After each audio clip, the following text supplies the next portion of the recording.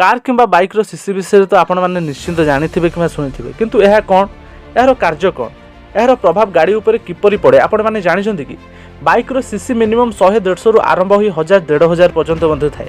से भली कार 500-600 रु आरंभ होई 6000-7000 पर्यंत मध्ये थाए।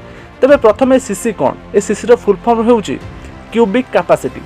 बाइक किंबा कार मध्य इंजिन थाए आपण मान तो निश्चित जानथिबे, एवं प्रत्येक इंजिन रे किछि सिलिंडर थाए एवं एही सिलिंडर मध्य एमिति एक अंश जहाँ तलरू उपरको होइताए ताहाकू पिस्टन कहा जाए। एवं एही प्रक्रिया द्वारा गाड़ी को शक्ति मिले एवं एही प्रक्रिया द्वारा ही तेल विनियोग होता है। ए प्रक्रिया को कम्बुशन कहा जाए, ओडिया ताकू दहन कहते। एवं एही पिस्टन थरे उपरको जाई तलको आसीबाकू गोटे स्ट्रोक कहा जाए। एही पिस्टन तलू उपरको जाय जेतिकी क्षेत्रफल वा जगह दरकार करे ताहाकू ही क्यूबिक कैपेसिटी बा सीसी कहती। एवं एही सीसी रो क्षेत्रफल जेते अधिक हेबो गाड़ीर स्पीड और पावर सेते अधिक हेबो।